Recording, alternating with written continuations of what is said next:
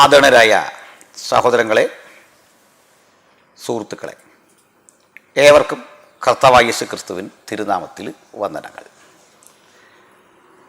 ബൈബിളിലെ സുപ്രധാനങ്ങളായ ചില സംഭവങ്ങളെയും വ്യക്തികളെയും അല്പം മൊഴിമാറ്റത്തിലൂടെ അവരുടെ കാഴ്ചപ്പാടുകളെ, വീക്ഷണഗതികളെ, വ്യക്തിത്വത്തെ മറ്റൊരു രൂപത്തിൽ പരാമർശിക്കുകയും അതുപോലെ പാർസികളുടെ മതഗ്രന്ഥമായ ശന്തവസ്ഥയിൽ നിന്ന് ചില ഉള്ളടക്കങ്ങൾ സൗകര്യപൂർവം അല്പം മൊഴിമാറ്റം നൽകി അപഹരിക്കുകയും ഹിപ്പോക്രട്ടസ്, പ്ലേറ്റോ, ഗാലൻ തുടങ്ങിയ ആളുകളുടെ ഗ്രീക്ക് തത്വചിന്താ പദ്ധതികളെയും അതുപോലെ വൈദ്യശാസ്ത്ര കാഴ്ചപ്പാടുകളെയും ശേഖരിക്കുകയും അറേബ്യൻ നാടോടിക്കഥകളും നാട്ടറിവുകളും വീട്ടറിവുകളും ചേർത്ത് സമാഹരിക്കുകയും 360 പരം അറേബ്യൻ ഗോത്രദേവന്മാരിൽ 359 അസ്തിത്വം നിഷേധിച്ച് അള്ളാഹു എന്ന ഖുറൈശി ഗോത്രദേവനെ മാത്രം ഉയർത്തിക്കാട്ടിയും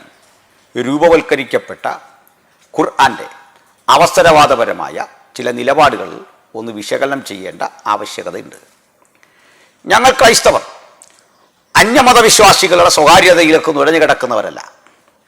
അവരുടെ ആചാരാനുഷ്ഠാനങ്ങൾ അവരുടെ വ്യക്തിപരമായ മാത്രം പ്രശ്നമാകുന്നു.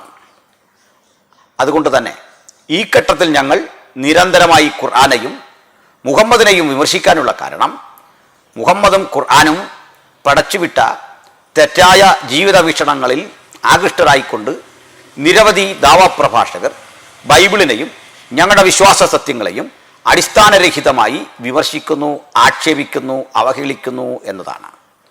ആ അവഹേളനകൾക്ക് അതിൻ്റെ നിലയിൽ മറുപടി പറയുകയും അതിൻ്റെ പ്രഭവകേന്ദ്രമായ ഖുർആന്റെ ഉള്ളടക്കരാഹിത്യവും മുഹമ്മദിൻ്റെ അവസരവാദപരമായ നിലപാടുകളും ഞങ്ങൾ വിശകലനം ചെയ്യാറുണ്ട് എന്നതിൽ അത്യധികമായ സന്തോഷം. ഒപ്പം തന്നെ ഇത്തരത്തിലൊരു നിരീക്ഷണത്തിലേക്കെത്താൻ ഞങ്ങളെ പ്രേരിപ്പിക്കുന്ന ഘടകം അനേക മുസ്ലിം സുഹൃത്തുക്കൾക്ക് കാര്യങ്ങൾ ബോധ്യപ്പെട്ടു തുടങ്ങിയിരിക്കുന്നു. അവർ വസ്തുതകളിലേക്ക് വെളിച്ചം വീശുന്ന ഞങ്ങളുടെ വാക്കുകളും ചിന്തകളും അതിനാൽ ആകൃഷ്ടരായിക്കൊണ്ട് അവർ ഖുർആന്റെയും മുഹമ്മദിൻ്റെയും നിലപാടുകളിലെ വൈരുദ്ധ്യങ്ങളും തെറ്റുകളും ശാസ്ത്രീയ തെറ്റുകളും ചരിത്ര അബദ്ധങ്ങളും പിശകുകളും അനുകരണങ്ങളും ഒക്കെ കണ്ടെത്തിക്കൊണ്ട് സ്വതന്ത്ര ചിന്തയിലേക്കും അതുവഴി ക്രമേണ ദൈവവിശ്വാസത്തിലേക്കും ഒക്കെ എത്തിച്ചേരും എന്നുള്ള ആ പ്രതീക്ഷയും ഞങ്ങൾക്ക് നന്നായിട്ടുണ്ട്. അതുകൊണ്ട് ഈ വീന്തനത്തിലേക്കും എൻ്റെ ബഹുമാന്യരായ മുസ്ലിം സഹോദരന്മാർക്കും പ്രിയപ്പെട്ട ക്രൈസ്തവ സുഹൃത്തുക്കൾക്കും ഒരുപോലെ സ്വാഗതം. അപ്പോൾ ഇന്ന് ഖുർആന്റെ കുപ്രസിദ്ധമായ ഒരബദ്ധം ഒരു വിശകലനത്തിന് നമ്മൾ എടുക്കുകയാണ്. സൂറത്തുൽ തൗബ, അതായത് 9-ാമത്തെ സൂറത്ത്, 30-ാമത്തെ ആയത്ത്, 31 ചേർത്ത് ഞാൻ വായിക്കുന്നു. 30-31 ആയത്തുകൾ. ചിലരിനോട് ഈ ആയത്ത് സൂറത്ത് എന്നൊക്കെ ചോദിച്ചപ്പോൾ പറയുമ്പോൾ ചിലർക്ക് മനസ്സിലായി തുടങ്ങിയിട്ടുണ്ടെങ്കിലും പറയാം, ഖുർആനിലെ അധ്യായത്തെ സൂറത്തെന്നും ആയത്ത് അതിലെ വചനങ്ങളുമാണ്. അങ്ങനെ 9-ാമത്തെ അധ്യായം 30-31 വചനങ്ങൾ. നമുക്കതിലേക്ക് വരാം. ഉസൈർ ദൈവപുത്രനാണ് എന്ന് യഹൂദന്മാർ പറഞ്ഞു. മസീഹ് ദൈവപുത്രനാണെന്ന് ക്രിസ്ത്യാനികളും പറഞ്ഞു. അതവരുടെ വായി കൊണ്ടുള്ള വാക്ക് മാത്രമാണ്. മുൻപ് അവിശ്വസിച്ചവരുടെ വാക്ക് അവർ അനുകരിക്കുകയായിരുന്നു. അള്ളാഹു അവരെ ശപിക്കട്ടെ. എങ്ങോട്ടാണ് അവർ തെറ്റിക്കപ്പെടുന്നത്? 31. അവരുടെ പണ്ഡിതന്മാരെയും പുരോഹിതന്മാരെയും മറിയമിൻ്റെ മകനായ മസീഹിനെയും അള്ളാഹുവിന് പുറമെ അവർ രക്ഷകർത്താക്കളായി സ്വീകരിച്ചു. എന്നാൽ ഏകദൈവത്തെ ആരാധിക്കാൻ മാത്രമായിരുന്നു അവർ കൽപ്പിക്കപ്പെട്ടിരുന്നത്. അവനല്ലാതെ ഒരു ദൈവവുമില്ല. അവർ പങ്കുചേർക്കുന്നതിൽ നിന്ന് അവൻ എത്രയോ പരിശുദ്ധൻ. വളരെ ഭംഗിയുള്ള ഒരു ആലാപനം, വളരെ തന്മയത്വത്തോടു കൂടി തന്നെ ചിത്രീകരിച്ചിട്ടുള്ള ഒരു പ്രമേയം. നമുക്കിനി ഇതിൻ്റെ ശരിതെറ്റിലേക്ക് പോകാം. ഇതിലൊരു ശരിയുണ്ട് കേട്ടോ. ഒരു 1% ശരി, 99% തെറ്റ്. ബാലുശ്ശേരി പറയുന്ന പോലെ 100% ഇല്ല, മറിച്ച് 99% തെറ്റും 1% ശരിയുണ്ട്. ആ 1% ശരി എന്താ? യേശു ക്രിസ്തുവിനെ ദൈവമായിട്ട് ക്രിസ്ത്യാനികൾ കാണുന്നുണ്ട്. യഹോവ വിറ്റ്നസ് ഒഴികെയുള്ള സകല വിഭാഗവും യേശു ക്രിസ്തുവിനെ ദൈവവും ദൈവപുത്രനുമൊക്കെ ആയിട്ട് കാണുന്നുണ്ട്. എന്നാൽ അത് മാത്രമേ ഇതിൽ ശരിയായിട്ടുള്ളൂ. ബാക്കി കാര്യങ്ങൾ ഞാൻ അടുക്കും ചുറ്റോടും കൂടി പറയാം. ഒന്നാമത്, ഉസൈർ എന്നിവിടെ പ്രതിപാദിക്കുന്നത് ബൈബിളിലെ എസ്രാ ശാസ്ത്രിക്ക് തത്തുല്യനായിട്ടുള്ള അല്ലെങ്കിൽ ആ പേരിന് വന്നിട്ടുള്ള മൊഴിമാറ്റമാണ്. ഉസൈർ എസ്രാ ശാസ്ത്രി, ഇസ്ലാമിക വീക്ഷണത്തിൽ എസ്രാ നബിയാണോ അല്ലയോ എന്ന് എനിക്കറിയില്ല. കാരണം ഞങ്ങൾക്ക് എസ്രാ പ്രവാചകനല്ല, എസ്രാ ശാസ്ത്രി ഒരു മാന്യനായ ദൈവമനുഷ്യനാണ്. എസ്രാ ശാസ്ത്രിയെ ദൈവപുത്രനായോ ദൈവമായി കാണുന്ന ഒറ്റ യഹൂദനും ചരിത്രത്തിൽ ഇതുവരെ ഇല്ല, ഒരു ഘട്ടത്തിലുമില്ല. പിന്നെ ഈ അബദ്ധം പറയുക ഖുർആൻ്റെ ഒരു സ്വഭാവമാണ്. അതുകൊണ്ട് നമുക്കത് വിട്ടുകളയാം. കാരണം ഖുർആൻ എന്താണെന്ന് നിങ്ങൾക്ക് ഞാൻ പലപ്പോഴും പറഞ്ഞു തന്നിട്ടുണ്ട്. ഖുർആൻ എന്നത് മുഹമ്മദ് എഴുതിയ എന്ന് പറയുന്ന വചനം. ആ ഖുർആനിലാണ് മുഹമ്മദ് പ്രവാചകനായി വരുന്നത്. മുഹമ്മദ് പ്രവാചകനാണെന്ന് ആര് പറഞ്ഞു? ഖുർആൻ പറഞ്ഞു. ഖുർആൻ ദൈവവചനമാണെന്ന് ആര് പറഞ്ഞു? മുഹമ്മദ് പറഞ്ഞു. സൂപ്പർ തെളിവാണ്. എന്നോട് ചോദിക്കും ബൈബിൾ ഇങ്ങനെയൊക്കെ തന്നെയല്ലേ? അല്ല. ആര് പറഞ്ഞു നിങ്ങളോടങ്ങനെ? ബൈബിൾ അങ്ങനല്ല. നിങ്ങൾ ചർച്ചയ്ക്ക് വാ. അല്ല, വേറെ ഏതെങ്കിലും തെളിവ് നിങ്ങൾക്ക് ഉണ്ടോ എന്ന് ആദ്യം ഇതിനൊരു മറുപടി പറ, എന്നിട്ട് ഇങ്ങോട്ട് ചോദിക്ക്. മറുചോദ്യം ആകാം, അതിന് പ്രശ്നമില്ല. ഖുർആൻ ദൈവവചനമാണെന്ന് ആര് പറഞ്ഞു? മുഹമ്മദ് പറഞ്ഞു. മുഹമ്മദ് പ്രവാചകനാണെന്ന് ആര് പറഞ്ഞു? അത് ഖുർആൻ പറഞ്ഞു. ഓ, ഖുർആൻ പറഞ്ഞുകൊണ്ട് എന്ത് വിശ്വസിക്കണം? അത് ദൈവവചനമല്ലേ? ആട്ടെ, അത് ദൈവവചനമാണെന്ന് എങ്ങനെ അറിയാം? മുഹമ്മദ് അല്ലേ ഖുർആൻ എഴുതിയിട്ടുള്ളത്? അതെ. അപ്പം മുഹമ്മദ് എഴുതിയാൽ വിശ്വസിക്കണോ? വിശ്വസിക്കണം. എന്താ കാര്യം? മുഹമ്മദ് പ്രവാചകനാണ്. ആര് പറഞ്ഞു? ഖുർആൻ പറഞ്ഞു. ഓ, അപ്പം മുഹമ്മദ് പ്രവാചകനാണെന്ന് ഖുർആൻ പറഞ്ഞു. ഖുർആൻ പറയുമ്പോൾ വിശ്വസിക്കാൻ കാരണം എന്താ? അത് പ്രോഫറ്റ് മുഹമ്മദ് അല്ലേ ഖുർആൻ എഴുതിയത്. ഇതിനപ്പുറത്തൊന്നും നിങ്ങൾ വളരൂല. നിങ്ങൾ തല കുത്തിയിരുന്ന അതിനപ്പുറത്തേക്ക് പോവില്ല മാഷേ. അതാ നിങ്ങളുടെ പ്രശ്നം. അപ്പോൾ ഇത്തരത്തിലുള്ള ഈ പാരസ്പര്യത്തിനപ്പുറത്തേക്ക് ഒരു യുക്തിയില്ല, ഒരു ഉള്ളടക്കവും ഇല്ല. ഇതാണ് ഖുർആൻ്റെ ഒരു ഗതികേട്. മാത്രമല്ല, ഈ അറേബ്യൻ മേഖല വിട്ടുള്ള ഒരറിവും ഖുർആനില്ല, അല്ലെങ്കിൽ മുഹമ്മദിനും ഇല്ല, അള്ളാഹുവിനും ഒട്ടുമില്ല. അല്ലെങ്കിൽ സത്യത്തിൽ അള്ളാഹു എന്നുള്ളൊരു സങ്കല്പ കഥാപാത്രമാണ്. ഇതിനു മുമ്പ് ലോകത്താരും അള്ളാഹു ഇങ്ങനൊരു വിശ്വനാഥനായി പ്രപഞ്ചനാഥനായിട്ട് കണ്ടിട്ടില്ല. ഉണ്ടെങ്കിൽ നിങ്ങൾ പറയണം, തെളിവോടെ പറയണം. ഖുർആനിലെ തെളിവും കൊണ്ട് വരരുത്. കാരണം ഖുർആൻ മുഹമ്മദ് പറഞ്ഞു, മുഹമ്മദിനെ കുറിച്ച് ഖുർആൻ പറഞ്ഞു, അതവിടെ നിൽക്കട്ടെ. അപ്പോൾ നിങ്ങൾക്ക് വേറെ തെളിവുണ്ടേ കൊണ്ടുവരണം. അപ്പോൾ അങ്ങനെയെങ്കിൽ നമുക്ക് ഈ വിഷയത്തിലെ ഇതര തെറ്റുകളൊന്ന് നോക്കാം. അടുത്ത തെറ്റെന്തെന്നാണ്? അടുത്ത തെറ്റ് അവരുടെ പണ്ഡിതന്മാരെയും പുരോഹിതന്മാരെയും മറിയമിൻ്റെ മകൻ മസീഹിനെയും അള്ളാഹുവിന് പുറമെ അവർ രക്ഷകർത്താക്കളായി സ്വീകരിച്ചു. ആര്? ക്രൈസ്തവർക്ക് ഒരൊറ്റ രക്ഷകനേ ഉള്ളൂ. ആ രക്ഷകൻ്റെ പേര് യേശു ക്രിസ്തു എന്നാണ്. നിങ്ങൾ കോടിക്കണക്കിൽ വരുന്ന ക്രൈസ്തവരോട് ചോദിക്കുക, who is your saviour? We will response, Jesus Christ is our Lord and redeemer. ഞങ്ങളുടെ കർത്താവും വീണ്ടെടുപ്പുകാരുടെ ഒരുവൻ മാത്രം, അത് കർത്താവായ യേശു ക്രിസ്തുവാണ്. അല്ലാതെ പണ്ഡിതന്മാരൊന്നും ഞങ്ങളുടെ രക്ഷിതാക്കളല്ല. നിങ്ങളോട് ഇതൊക്കെ ആര് പറഞ്ഞു? അള്ളാഹുവിൻ്റെ വചനമാണെങ്കിൽ അള്ളാഹുവിനെങ്കിലും ഒരു സാമാന്യ ജ്ഞാനം വേണമായിരുന്നു. അതുണ്ടായില്ല. ഞങ്ങൾ ആരും പറഞ്ഞിട്ടില്ല.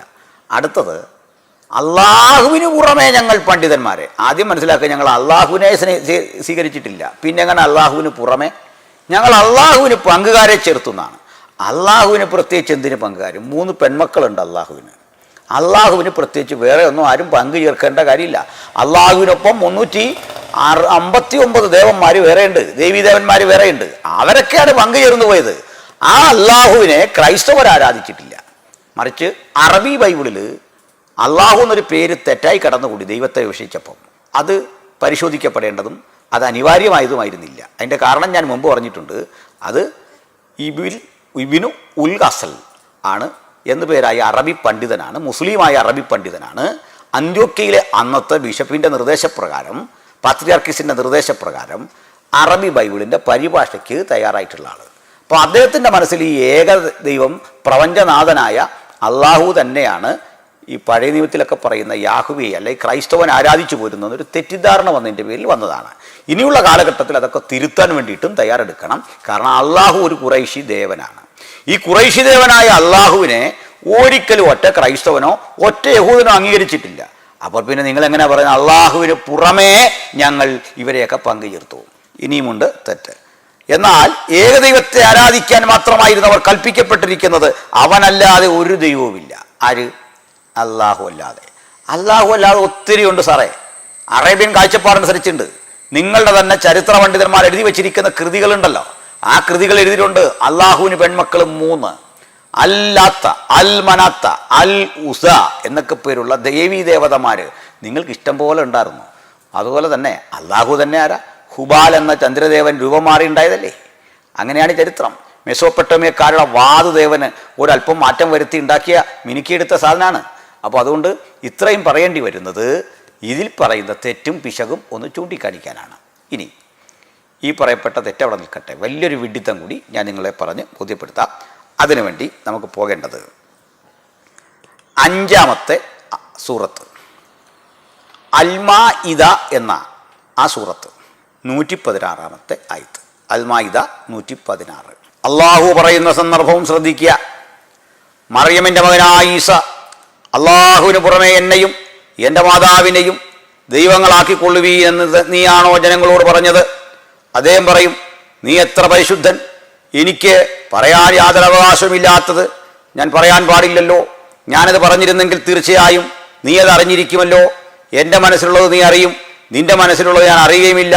നിശ്ചയമായും നീ തന്നെയാണ് അദൃശ്യകാര്യങ്ങൾ അറിയുന്നവൻ. അപ്പോൾ അന്ത്യനാളിൽ യേശുവിനെ വിചാരണയ്ക്ക് അള്ളാഹു വിധേയനാക്കും. ഇത് തന്നെ എത്രയോ തെറ്റാണ് സുഹൃത്തെ. ബാലുശ്ശേരി പറഞ്ഞ പച്ച പൊട്ടത്തരമല്ലേ ഇത്?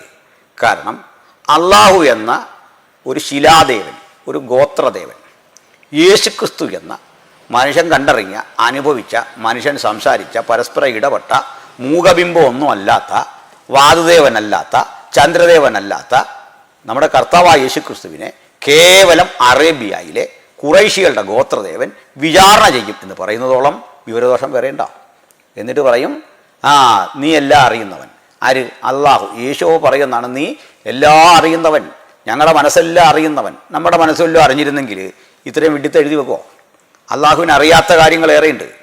അള്ളാഹുവിന് ഒത്തിരി അറിവുകൾ. അള്ളാഹുവിൻ്റെ അറിവുകളിൽ ഏറ്റവും പ്രധാനമാണ് അള്ളാഹുവിൻ്റെ ഈ വൈദ്യശാസ്ത്രം. ഭയങ്കരമാണ്. മനുഷ്യൻ്റെ മുതുകല്ലിൽ നിന്ന് ബീജം പുറപ്പെടുന്നു എന്ന് പറയുന്ന അറിവാണ് അള്ളാഹുവിൻ്റെത്. ആ അള്ളാഹു സകലതും അറിയുന്നു എന്നാണ്.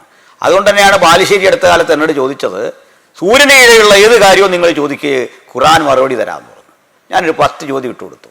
ആ 10 ചോദ്യത്തിൻ്റെ മുമ്പിൽ മുജാഹിദ് ബാലുശ്ശേരി എവിടെ പോയി എത്തി നിൽക്കുന്നു എന്ന് നിങ്ങൾ കണ്ടല്ലോ.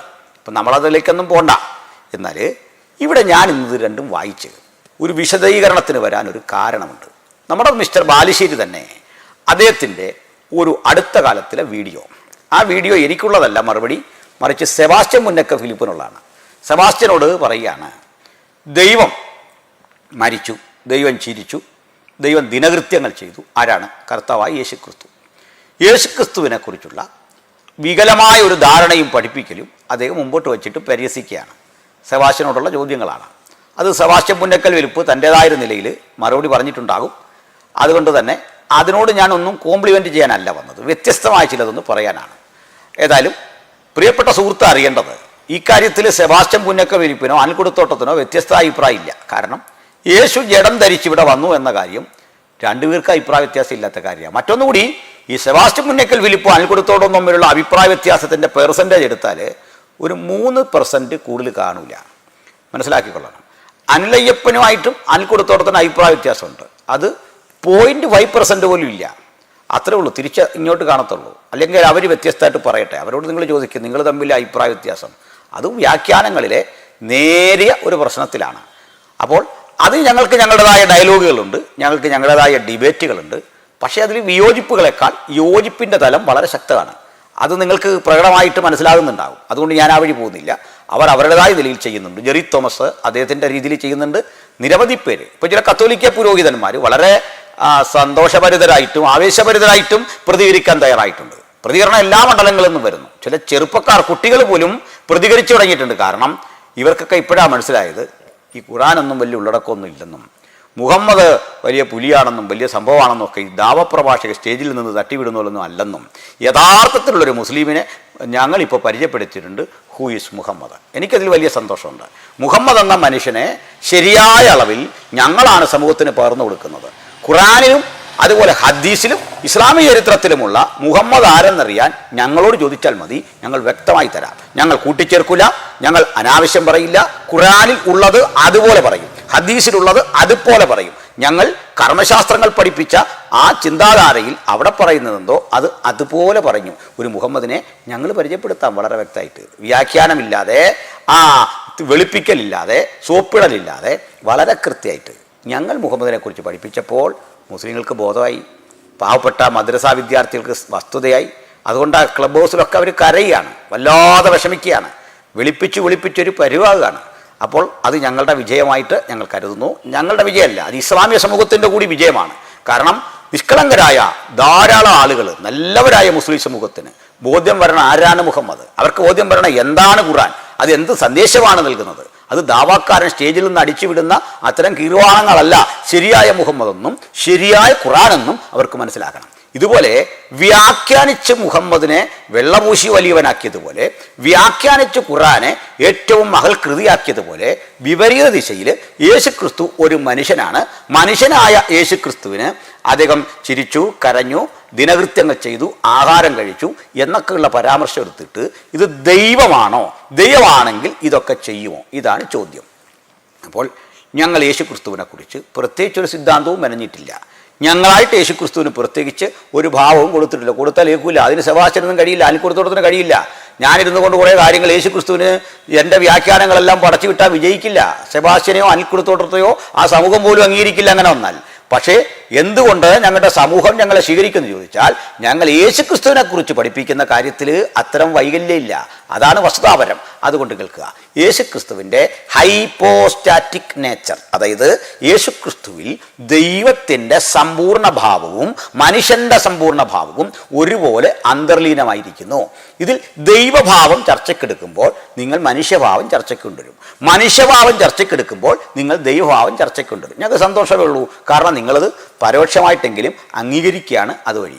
കാരണം അതിന് ഏറ്റവും വലിയ തെളിവ്, നിങ്ങൾ മുഹമ്മദ് ഈസയായിട്ട് സംസാരിക്കണം.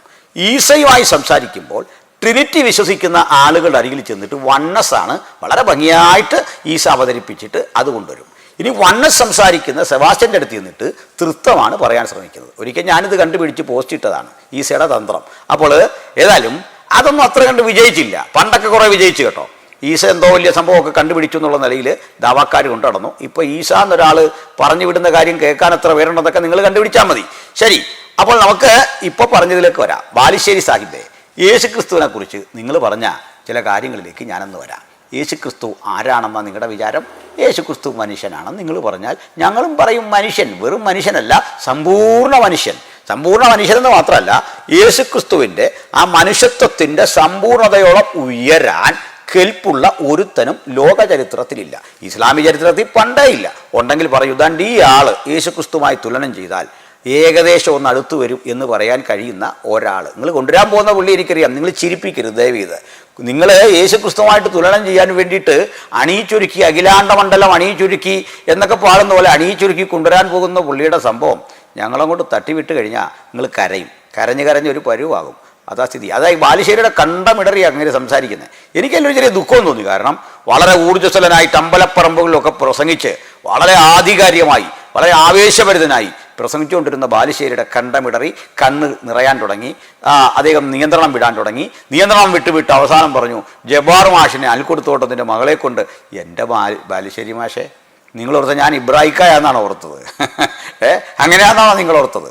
ഇബ്രാഹിക്കായ ഞാനെന്നാണോ അങ്ങ് വിചാരിച്ചത്? ഞാൻ ഇബ്രാഹിക്കായെക്കുറിച്ച് ഒത്തിരി പറയുന്നില്ല, അതൊക്കെ നിങ്ങളുടെ വ്യക്തിപരമായ കാര്യമാണ്. പക്ഷെങ്കിൽ ഇതൊക്കെ മോശമല്ലേ സാറേ? നിങ്ങൾക്ക് ഉത്തരം മുട്ടുമ്പോൾ ഇത്തരത്തിലൊക്കെ ഉള്ള കാര്യമാണ്. ഞങ്ങൾ ഇതെല്ലാമാണോ പറഞ്ഞുകൊണ്ടിരിക്കുന്നത്? ഇപ്പോൾ ഇബ്രാഹിക്കായുടെ കാര്യം പറഞ്ഞ് തന്നെ എനിക്ക് താല്പര്യമുള്ളൊരു കാര്യമല്ലേ. പിന്നെ അതിനകത്തൊരു കോമഡി ഉള്ളത് കൊണ്ട് അങ്ങ് പറഞ്ഞു പോയതാണ്. താങ്കളുടെ ആ വിശാല മനസ്സ് കാണാതിരിക്കാൻ പാടില്ല. ഇബ്രാഹിക്ക ഞാൻ താങ്കളോട് കാണിക്കാൻ പോകുന്ന ഉദാരതയെക്കുറിച്ച് പറഞ്ഞപ്പോൾ താങ്കളുടെ ഉദാരത എന്ന് പ്രശംസിച്ചു എന്നുള്ളൂ കേട്ടോ, അല്ലാതെ വേറെ തെറ്റിദ്ധാരണയൊന്നും തൽക്കാലം വേണ്ട. അപ്പോൾ നമുക്ക് അടുത്ത വിഷയത്തിലേക്ക് വരാം.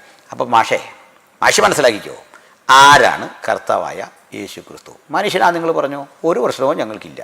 പക്ഷേ അവരൊരു വിയോജിപ്പുണ്ട്. സമ്പൂർണ്ണ മനുഷ്യനാണ്. ഒരു മനുഷ്യൻ്റെ സമ്പൂർണ്ണത ക്രിസ്തുവിൽ പ്രകടമാണ്.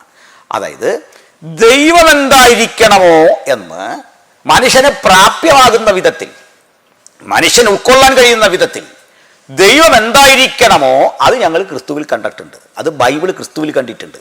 അത് യേശുവിൻ്റെ അനുഗാമികൾ ക്രിസ്തുവിൽ കണ്ടിട്ടുണ്ട്. അത് യേശുവിൻ്റെ ശിഷ്യന്മാർ ക്രിസ്തുവിൽ കണ്ടിട്ടുണ്ട്. ദൈവം എന്തായിരിക്കണം, അതിനാണ് പറഞ്ഞത്. ഫിലിപ്പോസുമായുള്ള സംഭാഷണം വിശുദ്ധ യോഹന്നാനിൽ എഴുതിയിരിക്കുകയാണ്. പിതാവിനെ ഞങ്ങൾക്ക് കാണിച്ചു തരയണം എന്ന് പറഞ്ഞപ്പോൾ യേശു കർത്താവിൻ്റെ മറുപടി ഇങ്ങനെയാണ്, ഞാൻ ഇത്ര നാളും നിങ്ങളോടുകൂടെ ഇരുന്നിട്ടും നീ എന്നെ അറിയുന്നില്ലയോ ഫിലിപ്പോസേ?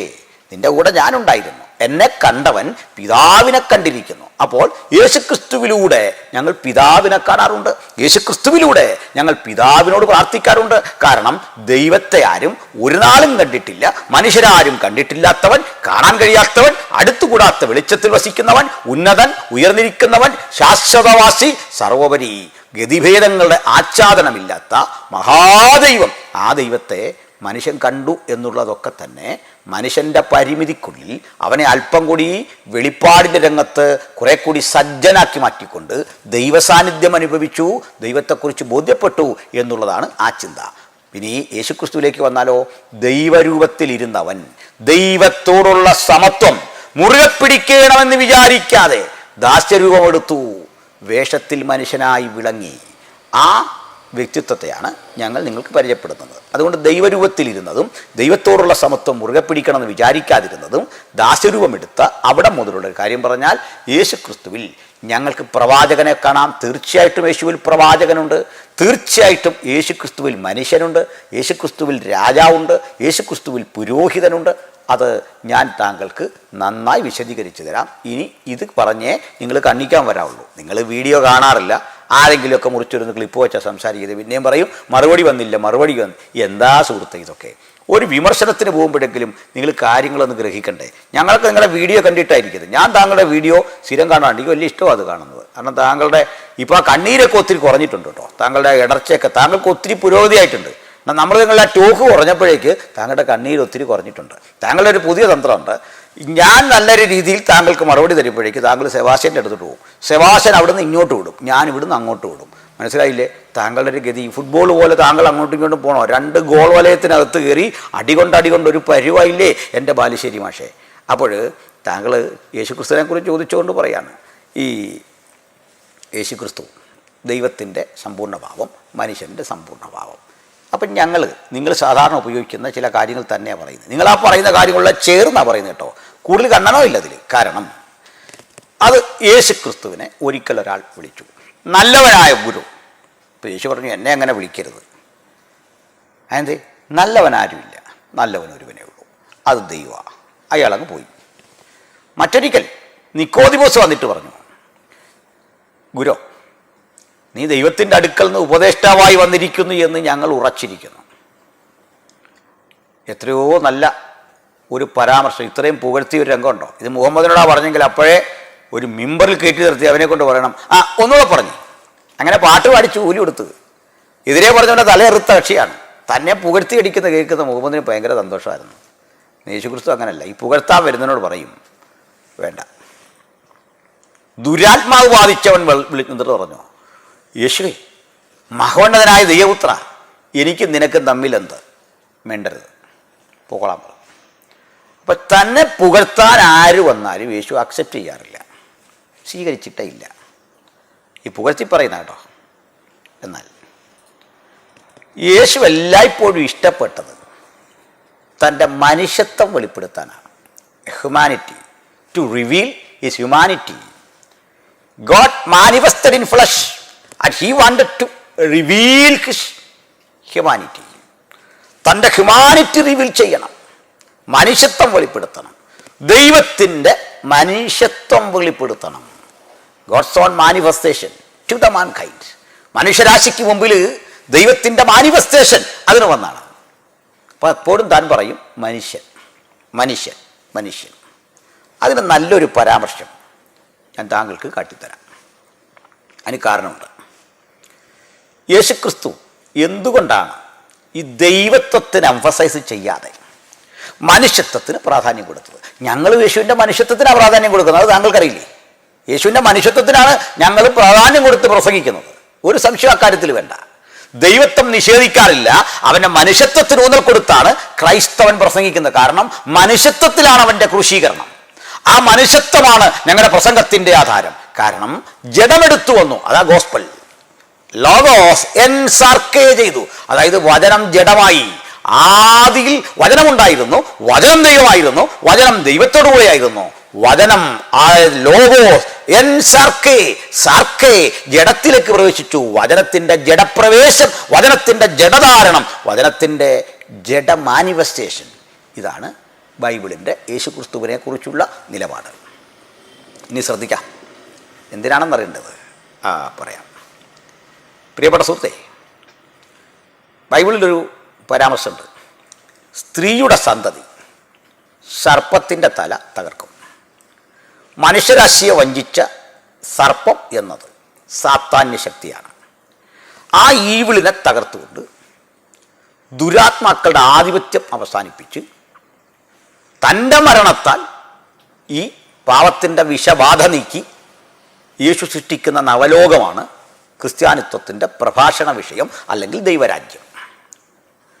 അപ്പോൾ ദുരാത്മാവ് ബാധിച്ച മനുഷ്യൻ ക്രിസ്തുവിനെ ദൈവപുത്രൻ എന്ന് വിളിച്ചപ്പോൾ യേശു പറഞ്ഞു, മിണ്ടരുത്, പോക്കോ. യേശു 40 ദിവസം ഉപവസിച്ചു. ഉപവാസം കഴിഞ്ഞ് പരീക്ഷകനടുത്ത് വന്നു.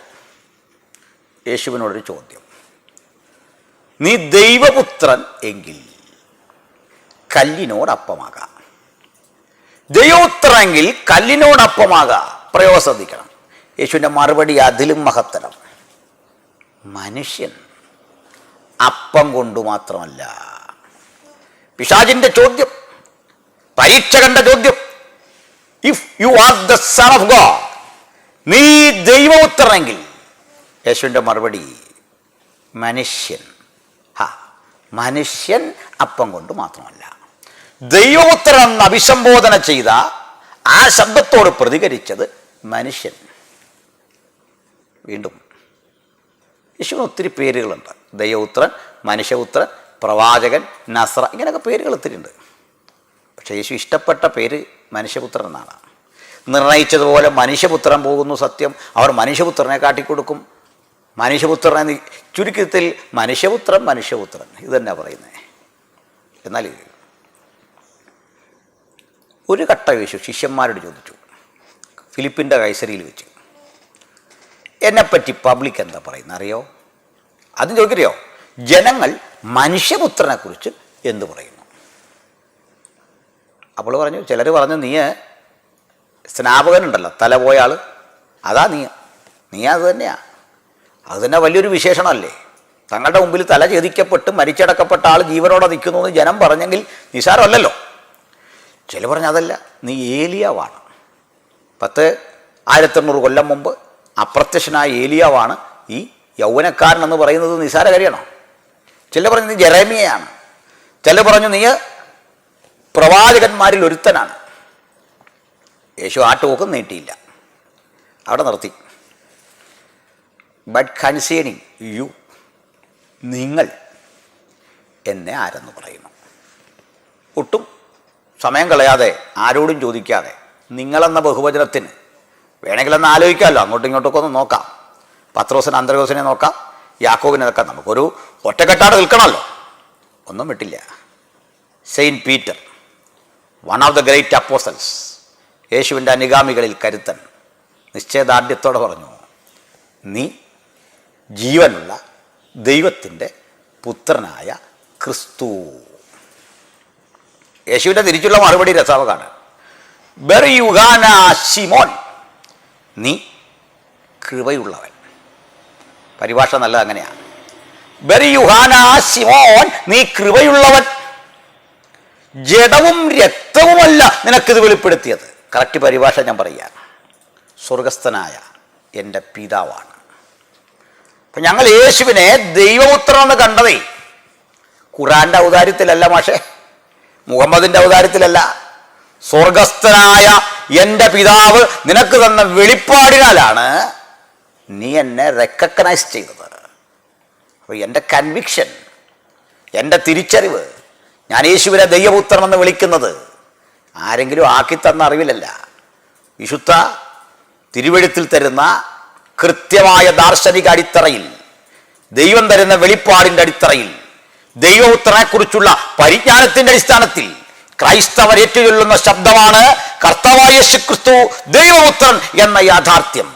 ഞങ്ങൾ സ്നാനജലത്തിലേക്ക് ആളുകളെ ആനയിക്കുമ്പോൾ ചോദിക്കും, മാനവജാതിയുടെ പാപത്തിൻ്റെ പരിഹാരത്തിനായി തിരുവെഴുത്തുകളും പ്രകാരം കന്യകാമറിയമിൽ ഭൂജാതനായിക്കൊണ്ട് 33.5 തിരുവയസ്സ് വരെ ഭൂമിയിൽ സഞ്ചരിച്ച് 30-ാം വയസ്സിൽ തൻ്റെ സൃഷ്ടിയായ യോഹന്നാന്റെ കരങ്ങൾക്ക് കീഴിൽ സ്നാനമേറ്റ് 3.5 കൊല്ലങ്ങൾ പാലസ്തീനിയായാലും പരിസര പ്രദേശങ്ങളിലും പ്രസംഗിച്ച് അത്ഭുതങ്ങളാൽ, അടയാളങ്ങളാൽ, വീര്യപ്രവൃത്തികളാൽ താൻ തന്നെ ക്രിസ്തു എന്ന് തെളിയിച്ച് വാദപ്രതിവാദങ്ങളിൽ വചനം സ്ഥിരീകരിച്ചുറപ്പിച്ച് ഒടുക്കം വിചാരണ നേരിട്ട് തിരുവെഴുത്തുകളിൻ പ്രകാരം പീലാത്തോസിന്റെ കൊത്തളത്തിൽ വിധിക്കപ്പെട്ട് മാരക മരക്കുരിശ് ചുമലിലെറ്റിക്കൊണ്ട് കൃത്യമായ വചനത്തിന്റെ അടിസ്ഥാനത്തിൽ യെശയ്യാ 53 ഒക്കെ പറയുന്ന പ്രവചനത്തിന്റെ നിവൃത്തിയുടെ അടിസ്ഥാനത്തിൽ അതിദാരുണമായി പീഡിപ്പിക്കപ്പെട്ട് ചാട്ടവാറിനാൽ അടിക്കപ്പെട്ട് ചമ്മട്ടിക്ക് പ്രഹരമേറ്റ് രോമകൂപങ്ങൾ വലിച്ചു പിഴുത് പുറത്തും നെഞ്ചിലും ആഞ്ഞു തല്ലി പുറം ഉടവുചാൽ പോലെ കീറി അതിദാരുണമായ ഒരവസ്ഥയിൽ യെരൂശലേമിന്റെ തെരുവീഥികളിലൂടെ കടന്നുപോയി മരണത്തെ കണ്ട് ഭയപ്പെടാതെ, മരണം കണ്ട് പുഞ്ചിരിച്ച്, മരണത്തെ ആസ്വദിച്ച് ആ മരക്കുരിശിലേക്ക് കൈകാലികൾ ഏൽപ്പിച്ചു കൊടുത്ത് ആ ശരീരം കൊണ്ട് കല്ലറയിൽ അടക്കം ചെയ്ത് 3-ാം നാൾ അരിമത്യക്കാരൻ യോസേഫിന്റെ കല്ലറയെ വിട്ട് ഉദ്ധാനം ചെയ്ത അരിമത്യക്കാരൻ യോസേഫിന്റെ പണി തീരാത്ത കല്ലറയിൽ, കടം വാങ്ങിയ കല്ലറയിൽ അടക്കപ്പെട്ട് 3-ാം നാൾ കടം വാങ്ങിയ കല്ലറ തിരികെ കൊടുത്തുകൊണ്ട് തുറക്കപ്പെട്ട കല്ലറ വിസ്മയമായി ചരിത്രത്തിന് മുമ്പിൽ പ്രദർശിപ്പിച്ചുകൊണ്ട് സ്വർഗത്തിലേക്ക് കരേറിപ്പോയി പിതാവിൻ്റെ മഹിമയുടെ വലത്തുഭാഗത്തിരുന്ന് മധ്യസ്ഥ അണയ്ക്കയും തൻ്റെ ജീവിച്ചിരിക്കുന്ന വൃദ്ധന്മാരെ ചേർപ്പാൻ വേഗം വരികയും താൻ ഇന്നും ജീവിച്ചിരിക്കുന്നു എന്ന് അനുഭവങ്ങളാൽ ബോധ്യപ്പെടുത്തുകയും ചെയ്യുന്ന കർത്താവായ യേശുക്രിസ്തു ദൈവപുത്രനെന്ന് താൻ വിശ്വസിക്കുന്നു എന്ന് വെള്ളത്തിൽ നിൽക്കുന്നവരോട് കൊടുത്തോളം ചോദിക്കും. കഴിഞ്ഞ ബുധനാഴ്ച ഒരാളെ മുക്കി, അപ്പോൾ അയാൾ പറയും വിശ്വസിക്കുന്നു. വിശ്വസിക്കുന്നവരെ സ്നാനമേൽപ്പിക്കുവാനുള്ള കൽപ്പന പരിഗണിച്ചും നിന്റെ സാക്ഷ്യവചനം ഹേതുവായും ഞാൻ മത്തായി 28:19 പ്രകാരം നിന്നെ പിതാവിൻ്റെയും പുത്രൻ്റെയും പരിശുദ്ധാത്മാവിൻ്റെയും നാമത്തിൽ സ്നാനമേൽപ്പിക്കുന്നു. അയാൾ വെള്ളത്തിൽ നിന്ന് കയറുമ്പോൾ പറയും മരണപര്യന്തം വിശ്വസ്തനായിരിക്കാം, കർത്താവ് നിനക്ക് ജീവകിരീടം തരും. ഇതാ സുവിശേഷത്തിൻ്റെ സാക്ഷ്യം. അല്ല വെറുതെ ഞങ്ങൾ കയറി ദൈവപുത്രൻ എന്ന് വിളിക്കല്ല, പക്ഷേ ദൈവപുത്രൻ എന്ന് വിളിക്കുക നിങ്ങൾ ഉദ്ദേശിച്ച പോലെ വിളിക്കല്ല. ബർയുഹാനാ ശിമോൻ, നീ ഭാഗ്യവാൻ, നീ കൃപയുള്ളവൻ, ജഡവും രക്തവുമല്ല നിനക്കിത് വെളിപ്പെടുത്തിയത്, സ്വർഗസ്ഥനായ എൻ്റെ പിതാവ് വെളിപ്പെടുത്തിയ സത്യമാണ്. ആ വെളിപ്പാടിലാണ് ചർച്ച് കൺസെപ്റ്റ് ചെയ്തിരിക്കുന്നത്. ദൈവപുത്രനെ കുറിച്ചുള്ള ക്രിസ്തു എന്ന അടിസ്ഥാനത്തിലാണ്, ദൈവപുത്രനെ കുറിച്ചുള്ള ആ തിരിച്ചറിവിലാണ്, ആ കൺവിക്ഷനിലാണ് പാതാളഗോപുരങ്ങൾക്ക് ജയിക്കാനാവാത്ത ദൈവസഭ നിർമ്മിച്ചിരിക്കുന്നത് എന്ന് എൻ്റെ ബഹുമാന്യ സുഹൃത്ത് മനസ്സിലാക്കണം. അപ്പോൾ ഇവിടെ ഒരു കാര്യം നിങ്ങൾക്ക് കാണാം. അപൂർവമായിട്ടൊരു ഘട്ടം പിന്നെയും വിളിച്ചിട്ടുണ്ട്. പത്രോസിനെ വിളിക്കുകയാണ് ബർയുഹാന ശിമോൻ. ബർയുഹാന എന്ന് പറയുന്നത് സൺ ഓഫ് സൈമൺ, അതായത് അറബിക്കിലെ ബെൻ എന്ന് പറയല്ലോ, ബെൻ എന്നൊക്കെ പറയല്ലോ, പുത്രൻ എന്ന് പറയില്ലേ. അതായത് അതിന് ഹീബ്രുവിൽ പറയുന്ന ബർ യുഹാന, യുഹാനയുടെ പുത്രൻ ആയ ശിമോനെ. ഇതെന്തിനാ ഇവിടെ മാത്രം ഇങ്ങനെ വിളിക്കുന്നത്? ഈ അപ്പൻ്റെ പേര് ചേർത്ത് വിളിക്കണം. നമ്മുടെ പാസ്പോർട്ടിലെ പേര്, നമ്മുടെ ഈ വീട്ടുപേരും പേരും ചേർത്ത് വിളിക്കുന്ന ഔദ്യോഗിക സ്ഥലങ്ങളിലാണ്, അല്ലാതൊന്നും വിളിക്കാറില്ല. അങ്ങനെയാണ്. നിങ്ങൾ കല്യാണം നടത്തുമ്പോഴൊക്കെ പറയും കോട്ടയം ജില്ലയിൽ ഏറ്റുമാനൂർ താലൂക്കിൽ ഏറ്റുമാനൂർ കരയിൽ പ്ലാങ്കൂട്ടത്തിൽ വീട്ടിൽ മാത്തായി ഏലിയാമ്മ ദമ്പതികളുടെ മകൻ ജേക്കബ്. ഔദ്യോഗികമായ കാര്യമായിണ്ട, അല്ലാതെ വെറും ജേക്കബ് കുട്ടി എന്നാണ്ടാന്നാണ് ചോദിക്കുന്നത്. കല്യാണം കഴിച്ച പെണ്ണ് പിറ്റേന്ന് ഇങ്ങനെയൊന്നുമല്ല വിളിക്കുന്നത്. കോട്ടയം ജില്ലയിൽ ഏറ്റുമാനൂർ താലൂക്കിൽ നിന്നൊന്നുമല്ല വിളിക്കുന്നത്. ജേക്കബ് കൂട്ടിച്ചാന്നോ ജേക്കബച്ചാന്നൊക്കെയാണ് വിളിക്കുന്നത്. ഞങ്ങളുടെ ശൈലി അങ്ങനെയാണല്ലോ, അങ്ങനെയാണ്. പക്ഷെ ഔദ്യോഗിക കാര്യത്തിൽ ജേക്കബച്ചാനാന്ന് പറഞ്ഞാൽ കാര്യം നടക്കില്ല. ഭാര്യയോട് ചോദിക്കോ പേരെന്താ ഭർത്താവിൻ്റെ, അത് ജേക്കബച്ചാൻ, അത് നടക്കൂല. അവിടെ ഒറിജിനൽ പേര് പറയണം, അതാ കാര്യം. പപ്പാടെ പേര് പപ്പാന്നാന്ന് പറഞ്ഞാൽ നടക്കൂല, പേരിവിടെ പറയും, ഇവിടെ രേഖപ്പെടുത്തണം. നമുക്ക് ചോദിക്കാം, oh lord Jesus, why are you addressing saint Peter in this way? അങ്ങ് എന്തിനാണ് ഞങ്ങളുടെ പത്രോസിനെ ബർയുഹാനാ ശിമോൻ എന്ന് വിളിച്ചേ? യേശു പറയും, കുഞ്ഞാതേ ഇവനിപ്പോൾ എൻ്റെ പാസ്പോർട്ടിലെ പേര് പറഞ്ഞു, ഇവനിപ്പോൾ എൻ്റെ ആധാറിലെ പേര് പറഞ്ഞു. എന്തെന്നാ? നീ ജീവനുള്ള ദൈവത്തിൻ്റെ പുത്രനായ ക്രിസ്തു. അപ്പം ഞാൻ അവൻ്റെ വിലാസം പറഞ്ഞു, നീ യുഹാനയുടെ മകൻ ശിമോൻ. ഒന്ന് മുകളിൽ നിന്ന്, ഒന്ന് താഴെ നിന്ന്. മുകളിൽ നിന്ന് താഴെ നിന്ന്. ഞാൻ ഉയരത്തിൽ നിന്ന് വന്നു, നീ താഴെ നിന്ന് വന്നു. ഉയരത്തിൽ നിന്ന് വന്ന ഞാനും താഴെ നിന്ന് വന്ന നീയും ഇതാ ഫിലിപ്പിൻ്റെ കൈസരയിൽ ഇങ്ങനെ ഒന്നിച്ചു നിൽക്കുന്നു. ഈ അവസ്ഥാവിശേഷത്തിൻ്റെ പേരാണ് കൃപ. കൃപ കൃപ മനുഷ്യനെയും ദൈവത്തെയും തമ്മിൽ സമന്വയിപ്പിച്ച ആ യാഥാർത്ഥ്യമാണ് സുവിശേഷത്തിൻ്റെ ഉള്ളടക്കം. അതത്ര ലളിതമാണെന്ന് വിചാരിക്കുക. രണ്ടുപേരും ചേർന്ന് നിൽക്കുകയാണ്. ദുർബലനായ മനുഷ്യൻ, മരിച്ചടങ്ങി മണ്ണിലേക്ക് പോകേണ്ടവൻ, സർവശക്തനായ ദൈവത്തിൻ്റെ പുത്രൻ ഉയർത്തെഴുന്നേറ്റ് ഉദ്ധാനം ചെയ്ത് പിതാവിൻ്റെ മഹിമയുടെ വലത്തുഭാഗത്തേക്ക് പോകേണ്ടവൻ, അവനെക്കുറിച്ചുള്ള മാർമിക സത്യം തിരിച്ചറിഞ്ഞ പത്രോസ് വിളിച്ചോ, നീ ജീവനുള്ള ദൈവത്തിൻ്റെ പുത്രനായ ക്രിസ്തു. ബെർയുഖാനാ ശിമോൻ, നീ കൃപയുള്ളവൻ, ജഡവും രക്തവും നിനക്ക് തന്ന അറിവല്ല, സ്വർഗസ്ഥനായ എൻ്റെ പിതാവ് നിനക്ക് തന്ന അറിവ് കൊണ്ടാണ് ഈ കൺവിക്ഷൻ. അത് മുഹമ്മദിനില്ലാതെ പോയി. അതുകൊണ്ടായിട്ട് ഉസൈർ ദൈവപുത്രനാണെന്നുള്ള അറിവ് കേടും യേശു ക്രിസ്തുവിനെ ഞങ്ങളെല്ലാം കൂടെ ചേർത്ത് ദൈവപുത്രനാക്കി എന്നുള്ള വിവരദോഷവും നിങ്ങൾ പറയാനുള്ള കാരണം ഇതാണ്. നിങ്ങൾ ബൈബിൾ പഠിച്ചിട്ടുണ്ടോ? നിങ്ങൾക്ക് അറിയാൻ വയ്യാതിരുമ്പോൾ തിരുത്തി എന്ന് പറഞ്ഞ് ഓടി രക്ഷപ്പെടില്ല. കൈകടത്തൽ. മുഹമ്മദിന് തൻ്റെ ഇടം ഇല്ലാത്ത കാര്യം നിങ്ങളല്ലേ പറയുന്നത്. നിങ്ങൾ മുഹമ്മദിനേക്കാൾ വലിയ പുള്ളികളാണ്, അള്ളാഹുവിനേക്കാൾ വലിയ പുള്ളികളാണ്. അള്ളാഹുവിനും മുഹമ്മദിനും അറിയാത്ത അറിവിൻ്റെ നഗരമാണ് മുഹമ്മദ് എന്നാണ് അദ്ദേഹം തന്നെ പറഞ്ഞുകൊണ്ട് കിടക്കുന്നത്. അദ്ദേഹത്തിന് അറിയാത്ത കാര്യമാണ് നിങ്ങൾ പറയുന്നത്. അല്ലെങ്കിൽ നിങ്ങൾ പറയൂ, എവിടെയാണ് മുഹമ്മദ് പറഞ്ഞത്? മുഹമ്മദിനൊന്നും ഇതേക്കുറിച്ചൊന്നും അറിയില്ല. അതാണ് പറ്റിയേ. അപ്പോൾ നമുക്ക് അടുത്തേക്ക് വരാം.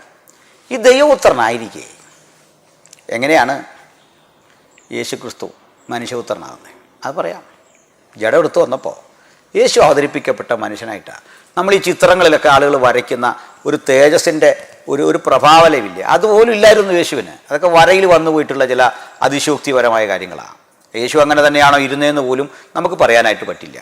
അതൊരു ചിത്രം ആരൊക്കെ വരച്ചിരിക്കുന്നതാണ് ആർട്ടിസ്റ്റുകൾ. അപ്പോൾ ഈ ചിത്രത്തിന് ചുറ്റും ഇങ്ങനൊരു പ്രഭാവലയൊന്നുമില്ല. പ്രഭാവലയെ വന്നേ ഉണ്ടെങ്കിൽ മനുഷ്യരെല്ലാം അന്നേ അതിൽ തന്നെ ആകർഷരായി പോവില്ലേ? യേശു നിങ്ങളെ എന്നെയും പോലെ ഒരു സാധാരണ മനുഷ്യനായിട്ടാണ് വന്നത്. പക്ഷെ അകക്കണ്ണ് കണ്ട് നോക്കുന്നവൻ യേശുവിനെ അറിയാം ആരാണെന്ന്. അവൻ നമ്മോട് വചനം തെളിയിച്ചപ്പോൾ ഇവിടെ ഉള്ളം കത്തിക്കൊണ്ടിരുന്നു.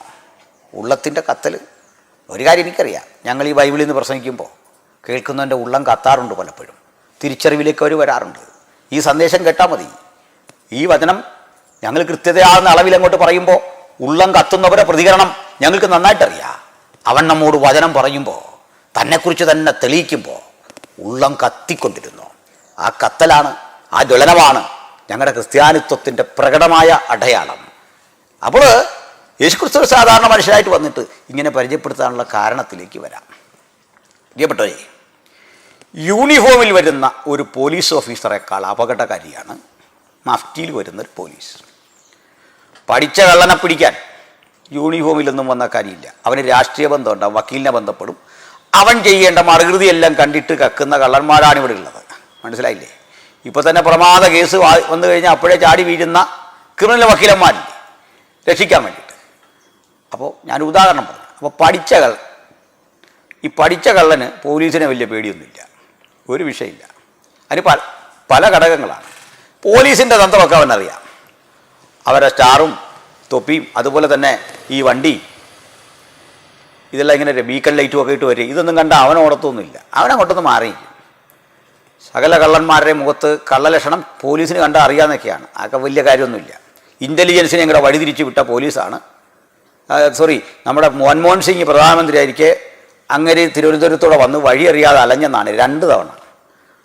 അവിടെ തമ്പാനൂർ ഇറങ്ങിയിട്ട് അദ്ദേഹത്തിന് പോകുന്ന അറിയത്തില്ലാതെ അദ്ദേഹം കമ്പട്ട് സ്റ്റേഷൻ്റെ പുറകെ കിടങ്ങാണ്ട് ഒരു വിധത്തിൽ കഷ്ടിച്ച് അതിലേയില്ലേം തിരിഞ്ഞ് യോഗസ്ഥലത്തെത്തിയെന്ന്.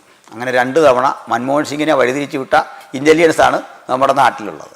അപ്പോൾ എന്തിനാണ് പറഞ്ഞത്? പോലീസിനെ ചെറുതായിട്ട് പറയല്ല, അല്ല ബുദ്ധിമാന്മാരായ ആളുകളൊക്കെ ഉണ്ടാവും. നല്ല കാര്യം, നിങ്ങൾ കേസുമൊക്കെ അന്വേഷിക്കുന്നുണ്ടല്ലോ, മോശമായിട്ട് പറഞ്ഞല്ല. അപ്പോൾ നിങ്ങൾ ഈ കോവിഡ് കാലത്തെ ആ പോലീസിൻ്റെ രീതിയോട് വല്ലാത്തൊരു അമർഷം എനിക്കുണ്ട്. അത് പറയാതിരിക്കാൻ തരില്ല. അപ്പോൾ ബാക്കിയാണ് പറഞ്ഞു വരുന്നത്. സാന്ദർഭ പറഞ്ഞതേ ഉള്ളൂ. അപ്പോൾ ഈ പോലീസായിട്ട് വന്ന് കള്ളനെ പിടിക്കുന്നതിനേക്കാൾ ശാസ്ത്രീയമാണ് മഫ്റ്റിയിൽ വന്ന് പിടിക്കുക.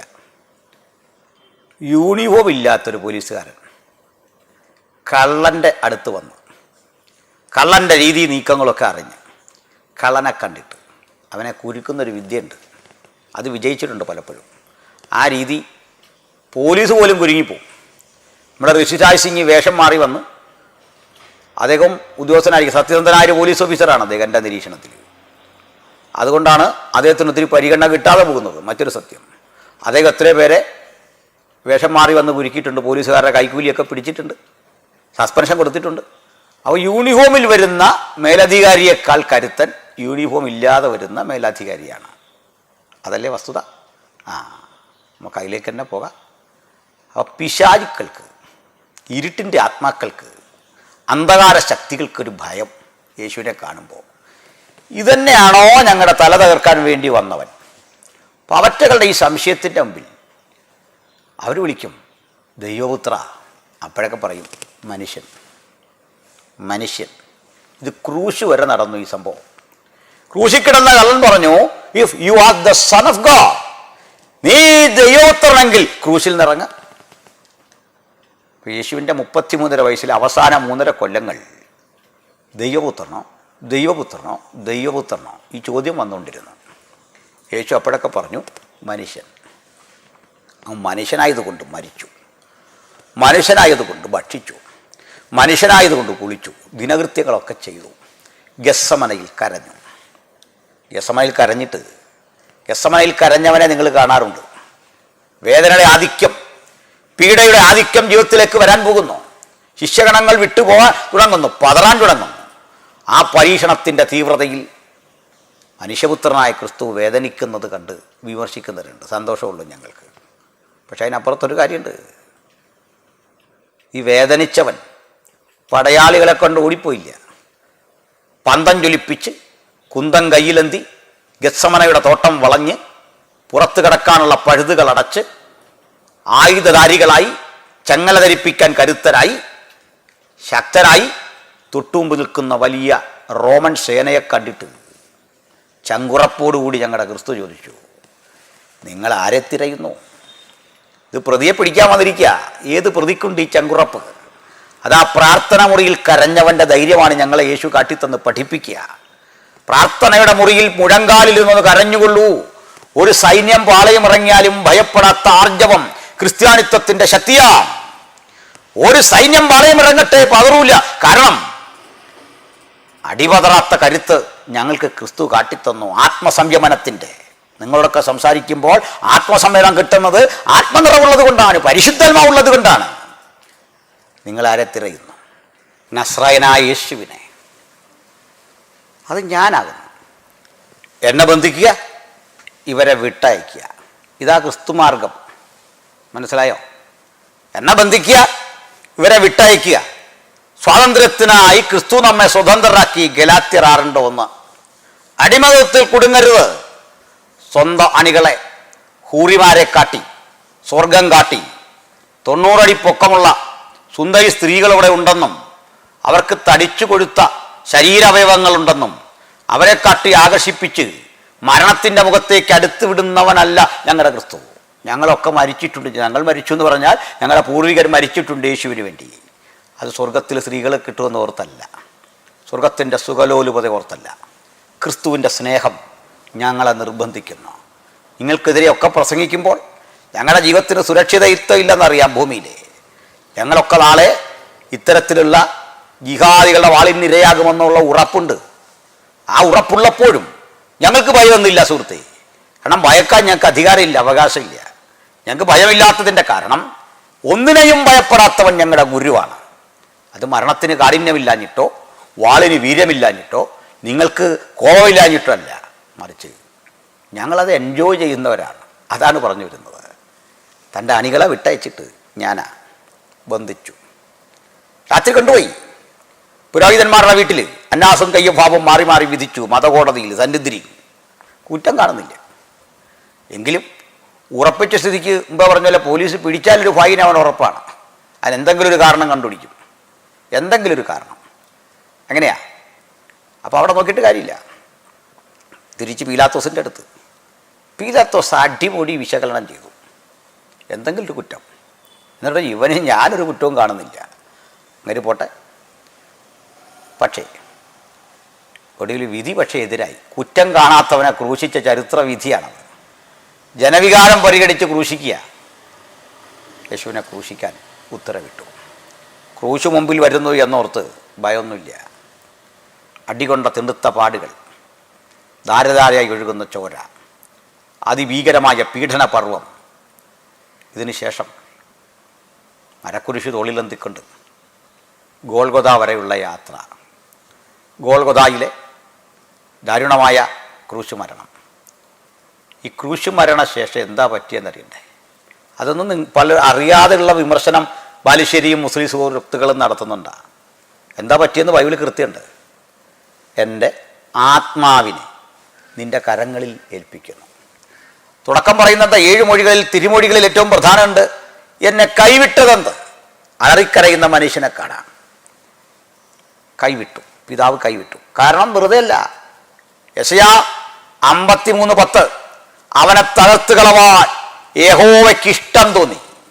ദൈവപുത്രനെ ഇങ്ങനെ തകർത്തിട്ട് പാപത്തിന് പ്രായശ്ചിത്തമാകേണ്ടതിന്, നമുക്ക് വേണ്ടി മധ്യസ്ഥ വഹിക്കേണ്ടതിന് ഏൽപ്പിച്ചു കൊടുക്കും. മൊഴികൾ തീരുന്നെടുത്ത് പറയുക, എൻ്റെ ആത്മാവിനെ നിൻ്റെ കരങ്ങളിൽ. മുമ്പേ ഉപേക്ഷിക്കപ്പെട്ട കൈയില്ലേ, ആ കൈ അവിടുന്ന് പോയിട്ടില്ല. അതാണ് ഞങ്ങളുടെ എക്കാലഘട്ടത്തിലെയും പ്രതീക്ഷ. ഏത് പ്രതിസന്ധിക്ക് മുമ്പിലും കൈവിട്ടു എന്നെനിക്ക് തോന്നുമ്പോഴും ആ കൈ പോകാറില്ല. എന്നെ സ്വീകരിക്കാൻ സന്നദ്ധനായി നിൽക്കുകയാണ്. ഏറുകൊണ്ടുപോയിരുന്ന സ്തെഫാനോസും മരണം മുമ്പിൽ കണ്ടു. 5-6 ഏറുകൾ വന്ന് പതിക്കുമ്പോൾ തുറക്കപ്പെട്ട സ്വർഗം കണ്ടപ്പോൾ ഏറിൻ്റെ വേദന മറന്നു. ഇതാണ് ക്രിസ്ത്യാനിത്വം. യേശു അത് കാട്ടിത്തന്നു. ആത്മാവിനെ ഏൽപ്പിച്ചു. അടുത്തതാണ്, his body is in grave. അത് യേശുവിൻ്റെ ശരീരം ഗ്രേവിൽ, ശവക്കുഴിയിൽ വെച്ചു. His body was in grave but his spirit he entered into the Sheol. അവൻ ആത്മാവിൽ ഭൂമിയുടെ അധോഭാഗങ്ങളിലേക്ക് ചെന്നു. ബാലുശ്ശേരിയും മറ്റും ചോദിക്കില്ലേ, യേശുവിനെ ക്രൂശിച്ച 3 ദിവസം യേശു എവിടെയായിരുന്നു? അല്ലെങ്കിൽ ആര് ലോകത്തെ നിയന്ത്രിച്ചു?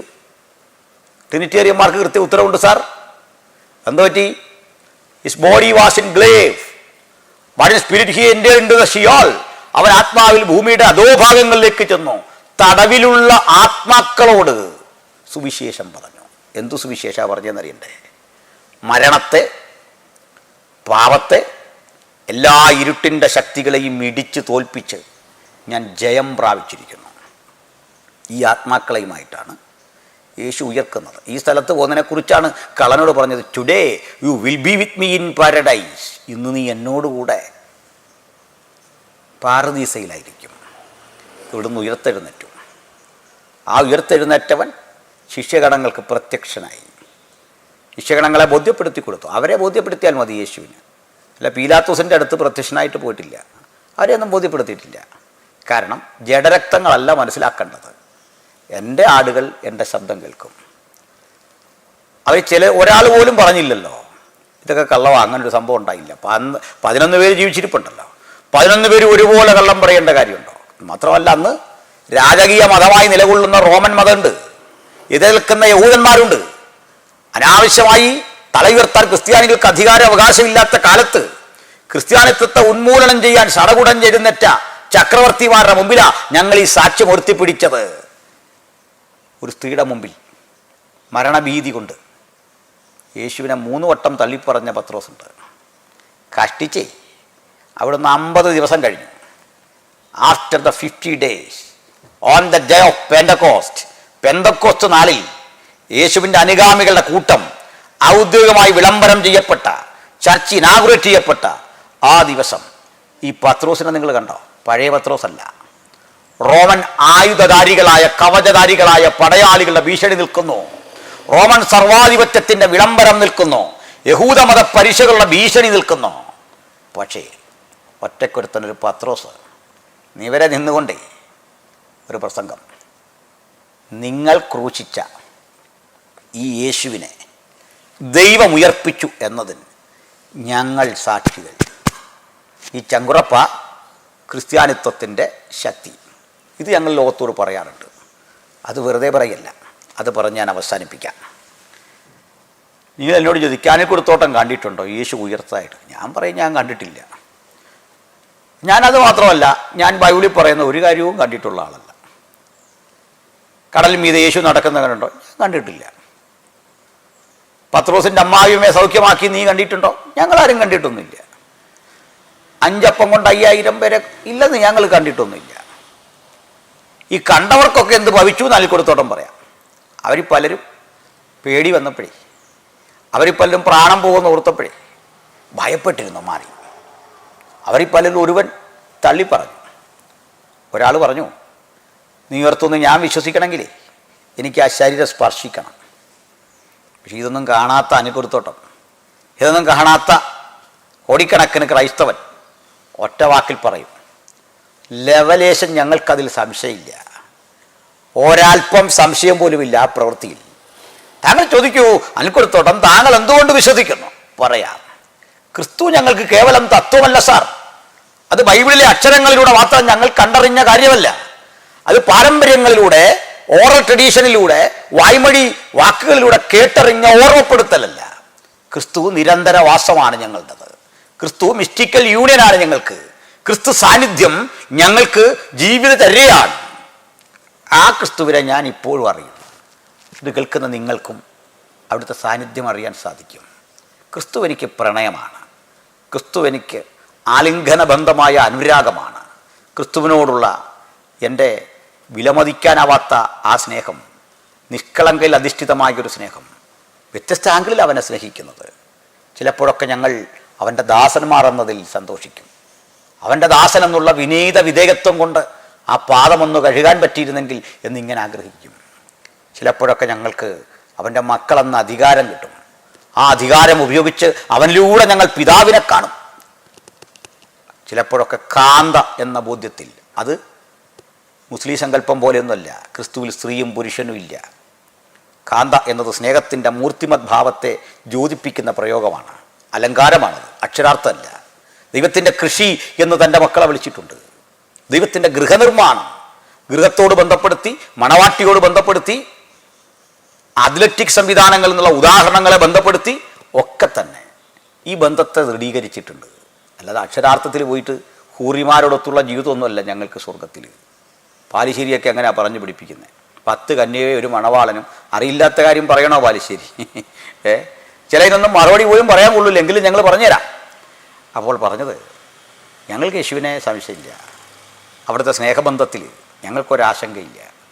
തത്വാധിഷ്ഠിതമായിട്ടുള്ള ചില വചനങ്ങൾ മാത്രമല്ല അതിൻ്റെ പിന്നിലെ പ്രചോദനം, മറിച്ച് ഞങ്ങൾ അറിയുന്നു യേശുവിനെ, ഞങ്ങൾ അനുഭവിക്കുന്നു യേശുവിനെ, ഞങ്ങൾക്ക് ബോധ്യം വരുന്നു യേശുവിനെ. യേശു ആര് എന്നുള്ള ബോധ്യം, യേശു ആര് എന്നുള്ള ആ തിരിച്ചറിവ്, അതുകൊണ്ട് യേശു ആര് എന്നുള്ള ആ ബോധ്യത്തിൽ, അവിടുത്തെ പ്രവൃത്തിയിൽ അന്തർലീനമായ ജയത്തിൻ ക്രിസ്തീയ ജീവിതം നയിക്കാൻ ഞങ്ങൾ മനുഷ്യരാശിയെ ആഹ്വാനം ചെയ്യുന്നു. യേശുവിനെ തെറ്റിദ്ധരിപ്പിക്കുന്ന ഖുർആൻ്റെയും മുഹമ്മദിൻ്റെയും ബാലുശ്ശേരിമാരുടെയും വിഷലിപ്ത കാഴ്ചപ്പാടുകൾ വേദവിപരീതമാണ്, അത് വസ്തുതാ വിരുദ്ധമാണ് എന്നുള്ള ബോധ്യം ഒരിക്കൽ കൂടി ബഹുജന സമക്ഷം അവതരിപ്പിച്ചുകൊണ്ട് രക്ഷയ്ക്ക് കാരണഭൂതനായ യേശു നിങ്ങളുടെ ജീവിതത്തിന് സകലത്തിനും മതിയായവൻ എന്ന് ബോധ്യപ്പെടുത്തിക്കൊണ്ട് ജനകോടികൾ യേശുവിലൂടെ ആസ്വദിക്കുന്ന ആത്മസംതൃപ്തിയുടെ, സന്തോഷത്തിൻ്റെ, സമാധാനത്തിൻ്റെ ആ വഴിത്താര തിരഞ്ഞെടുക്കണം. ജിഹാദി വിപ്ലവങ്ങളുടെ ചോരമണക്കുന്ന ആ പെരുവഴിയിലല്ല ദൈവസാന്നിധ്യം. ബോംബെറിഞ്ഞും ആയുധം കൊണ്ട് ആക്രമിച്ചും ബുഭൂക്ഷയോടെ അലറുന്ന കാളക്കൂറ്റനെ പോലെ പെരുമാറി ജനസമൂഹത്തെ മലിനമാക്കുന്ന ലൈംഗിക അരാജകത്വത്തിൻ്റെ ബോധമല്ല മനുഷ്യരാശിക്കിനി പ്രാപ്യമായിട്ടുള്ളത്. സ്ത്രീയെ ഉപഭോഗ വസ്തുവായി കണ്ടുകൊണ്ട് അടിമ സ്ത്രീകളെ എത്രയും ആസ്വദിക്കാൻ കഴിയുന്ന വിധത്തിലുള്ള ജീവിത ദർശനങ്ങൾ മുമ്പോട്ട് വച്ച ശിലായുഗ ബോധമല്ല ക്രിസ്തീയതയുടെ കരുത്ത്. സ്ത്രീജനം ബലഹീനപാത്രം, ജീവന്റെ രക്ഷയ്ക്ക് കൂട്ടവകാശികൾ എന്നും തിരിച്ചറിഞ്ഞുകൊണ്ട് അവരെ ബഹുമാനിക്കുന്ന ഉദാത്ത ഉത്കൃഷ്ടമായ മാർഗം, അതാണ് യേശുക്രിസ്തുവിൻ്റെ മാർഗം, അവിടുത്തെ അനുഗാമികളുടെ മാർഗം.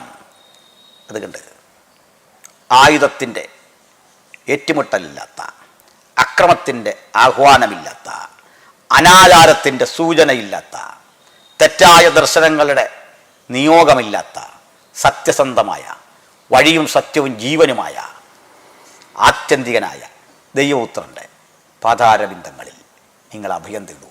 തീർച്ചയായും നിങ്ങളെ കാത്തിരിക്കുന്നു ദൈവസാന്നിധ്യം. ആ ദൈവസാന്നിധ്യമാണ് എന്നെ ഇത് പറയാൻ പ്രേരിപ്പിച്ച ഘടകം. എൻ്റെ ചില സുഹൃത്തുക്കൾ അടുത്ത ദിവസം ഇവിടെ വന്നിട്ട് ചോദിച്ചു, ഇവരോടൊക്കെ സംസാരിക്കുമ്പോൾ എന്താണ് ഭയമില്ലാത്തത്? പ്രിയപ്പെട്ടവരെ, അത് നെഞ്ചളവിൻ്റെ കനമൊന്നുമല്ല. നമ്മളും മനുഷ്യനല്ലേ, മക്കളെയൊക്കെ ആയിട്ട് ജീവിക്കുന്ന ഒരാൾ തന്നെയാണ്. മക്കൾക്കും ഭയമില്ല, ഇവിടെ അങ്ങനെ പേടിയൊന്നുമില്ല. അത് മറ്റൊരു സത്യം. അവർക്കങ്ങനെ ആശങ്കയൊന്നുമില്ല. കാരണം അപ്പായെ കൊന്നാൽ അപ്പായ എവിടെ ഉണ്ടാകുമെന്ന് അവർക്ക് നല്ല ബോധ്യമുണ്ട്. അപ്പായ്ക്ക് ശേഷം എങ്ങനെ പോകണമെന്ന് അവർക്ക് പ്രത്യേകിച്ച് ആരും പറയാതറിയാം. അതാണ് എൻ്റെ ജീവിതത്തിൻ്റെ സമ്പാദ്യം. അപ്പോൾ എൻ്റെ ജീവിതത്തിൻ്റെ സമ്പാദ്യം യേശുവാണ്. ഞാൻ പാടാൻ ടാലൻ്റുള്ള ആളല്ല, കവിത പാടാറുണ്ട്. ഒരു കവിത ഞാൻ ഈ ഘട്ടത്തിൽ ഓർക്കുകയാണ്. ആ കവിത ക്രിസ്തുവിൻ്റെ സ്നേഹത്തോടുള്ള വിധേയത്വം പ്രകടമാക്കുന്ന ഒന്നാണ്. വളരെ മനോഹരമായിട്ടുള്ള ഒരു പൗരാണികമായ ഒരു മലയാള കവിത യേശുവിനെ പറ്റി ഉള്ളത്. എൻ്റെ സമ്പത്തെന്ന് ചൊല്ലുവാൻ വേറെയില്ലൊന്നും, യേശു മാത്രം സമ്പത്താകുന്നു. ചാവിനെ വെന്തുയർത്തവൻ വനലോകം അതിൽ ചെന്ന്, സാധു എന്നെ ഓർത്തു നിത്യം താതനോടു യാചിക്കുന്നു. സാധു എന്നെ ഓർത്തു നിത്യം താതനോടു യാചിക്കുന്നു. എൻ്റെ സമ്പത്തെന്നു ചൊല്ലുവാൻ വേറെയില്ലൊന്നും, യേശു മാത്രം സമ്പത്താകുന്നു. ക്രൂശിൽ മരിച്ചീശനൻ പേർക്കായി വീണ്ടെടുത്തന്നെ സ്വർഗകാനാൻ നാട്ടിലാക്കുവാൻ. ശാപം മാറി പാപം നീങ്ങി മൃത്യുവിന്മേൽ ജയം നൽകി, വേഗം വരാമെന്നുരച്ചി ടാമയം തീർത്താശ നൽകി. വേഗം വരാമെന്നുരച്ചി ടാമയം തീർത്താശ നൽകി. എൻ്റെ സമ്പത്തെന്നു ചൊല്ലുവാൻ വേറെയില്ലൊന്നും, യേശു മാത്രം സമ്പത്താകുന്നു.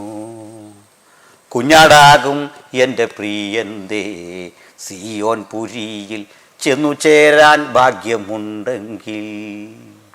കുഞ്ഞാടാകും എൻ്റെ പ്രിയൻ്റെ സിയോൻ പുരിയിൽ ചെന്നു ചേരാൻ ഭാഗ്യമുണ്ടെങ്കിൽ. നാളിലെന്നെ ചേർത്തിടും താൻ പൊന്നുമാർവിൽ മുത്തിടും ഞാൻ. ഭാഗ്യമേറും മഹോത്സവ ഭാഗ്യകാലം വരുന്നല്ലോ. എൻ്റെ സമ്പത്തെന്നു ചൊല്ലുവാൻ വേറെയില്ലൊന്നും, യേശു മാത്രം സമ്പത്താകുന്നു. ഈ പഠനം ഞങ്ങൾക്ക് കിട്ടുന്നത് കോടികളുടെ ആസ്തി ഉണ്ടായിട്ട് അതെല്ലാം വലിച്ചെറിഞ്ഞ് ചപ്പെന്നും ചവറെന്നും എണ്ണി യേശുവിനെ പ്രസംഗിക്കാൻ സന്നദ്ധനായി ഇറങ്ങിത്തിരിച്ച് റോമിലെ ഇരുണ്ട കാരാഗൃഹത്തിൽ ജീവിതം ഇഞ്ചിഞ്ചായി തകരുമ്പോൾ ഒരിക്കൽ അറിയിപ്പ് കിട്ടി പൗലോസിന്. തടിയിറക്കുന്ന വാളുകൊണ്ട് അറുത്ത് ഇയാളുടെ പ്രാണൻ കളയുക, ഈർച്ചവാളിനാൽ കൊല്ലുക. ഈർച്ചവാളിനാൽ കൊല്ലുമെന്നുള്ള അറിയിപ്പ് പൗലോസിലേക്ക് കിടക്കുന്ന ജയിലിൻ്റെ സെല്ലിൽ കൊണ്ടൊട്ടിച്ച് കുറെ കൂടി മാനസികമായി തകർക്കാൻ പദ്ധതിയിട്ട് ഭയപ്പെടുത്തുമ്പോൾ നിങ്ങൾക്ക് തോന്നിയോ ഭയം നൊടിയെന്ന്? പൗലോസ് പറയാ, ഹേ മരണമേ, നിന്റെ ജയമെവിടെ? മരണത്തിൻ്റെ വിഷമുള്ളു പാപം, പാപത്തിൻ്റെ ശക്തിയോ ന്യായപ്രമാണം. ന്യായപ്രമാണത്തിൽ നിന്ന് ജയിക്കാൻ ഞങ്ങൾക്ക് അധികാരവും അവകാശവും തന്ന നസറേയനായ യേശു മുഖാന്തിരം ദൈവത്തിന് സ്തോത്രം. മരണഭീതി ഒഴിഞ്ഞ് ജയം വന്ന ഒരു മാനസികാവസ്ഥയിലാണ് ഞങ്ങളുടെ പ്രസംഗം. എത്ര നാൾ പ്രസംഗിക്കേണ്ടി, എത്ര നാൾ ജീവിച്ചിരുന്നാലും അവസാന നിമിഷം വരെ ഞങ്ങൾ പറയും, യേശു ക്രിസ്തുവിൻ്റെ മഹത്വവൽക്കരിക്കപ്പെട്ട ആ ജീവിതത്തെ അനുധാവനം ചെയ്യുന്ന ഒരു എളിയ ക്രൈസ്തവനാണ് ഞാൻ. അതുകൊണ്ട് എൻ്റെ പ്രത്യാശയെക്കുറിച്ച് പ്രതിവാദം ചെയ്യാൻ വരുന്ന ഏതൊരാളോടും സൗമ്യനായത് പറയുക എന്ന ക്രിസ്തീയ ഉത്തരവാദിത്വം മാത്രമാണ് ഞാനിവിടെ നിർവഹിക്കുന്നത്. ബഹുമാനപ്പെട്ട മുസ്ലിം സുഹൃത്തുക്കൾക്ക് അതേക്കുറിച്ച് പ്രകോപനാവശ്യമില്ല. നിങ്ങളെ ഞങ്ങൾ സ്നേഹിക്കുന്നു, നിങ്ങളെ ഞങ്ങൾ ആദരിക്കുന്നു, നിങ്ങളെ ഞങ്ങൾ ബഹുമാനിക്കുന്നു. പക്ഷേ നിങ്ങൾ പഠിപ്പിക്കുന്ന തരത്തിലുള്ള യാഥാർത്ഥ്യബോധത്തിൽ നിരക്കാത്ത, ദൈവീകതയല്ലാത്ത, പൈശാചികമെന്ന് തോന്നുന്ന ഭീകരതയുടെ ഇരുണ്ട ഇടനാഴിയിലേക്ക് മനുഷ്യരാശിയെ വീണ്ടും വലിച്ചു കൊണ്ടുപോകുന്ന ഇത്തരം വേദചിന്തകളെ, വേദവിപരീതങ്ങളെ നിങ്ങൾ തുറന്ന് എതിർക്കുന്ന ഒരു തലമുറ ഉണർന്നു വരട്ടെ എന്ന് ഞാൻ പ്രാർത്ഥിക്കുന്നു. ഒപ്പം ഇത് കേട്ട സകലർക്കും സർവേശ്വരൻ്റെ അനുഗ്രഹങ്ങളും ആശീർവാദങ്ങളും സംഭവിക്കട്ടെ എന്നുള്ള പ്രാർത്ഥനയിൽ ഉപസംഹരിക്കുന്നു. വീണ്ടും നമുക്ക് കാണാം. എല്ലാവർക്കും നന്ദി.